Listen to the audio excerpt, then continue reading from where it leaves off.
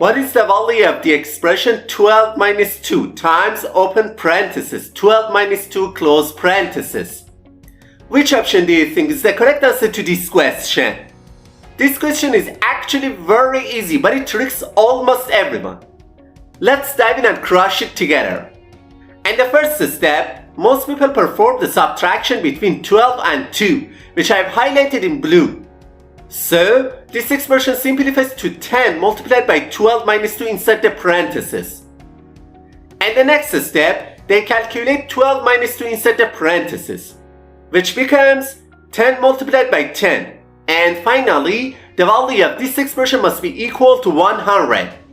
Then, without any hesitation, they quickly say that option D is the correct answer to this question.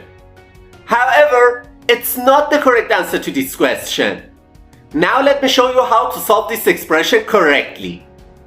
To solve this question, we need to follow a rule that is called PEMDAS. And this rule, P stands for parenthesis, E stands for exponent, M stands for multiplication, D stands for division, A stands for addition, and S stands for subtraction. We have to follow the order of operations I told you, step by step from top to bottom. Alright, as you can see on the screen, in this expression, first we have a subtraction sign, then a multiplication sign, and finally parentheses. We must start with the parentheses first, because they have the highest priority than the other operations. So, we can write this expression as 12 minus 2 multiplied by 10. And the next step, we move on to the multiplication between 2 and 10, because multiplication has a higher priority than subtraction.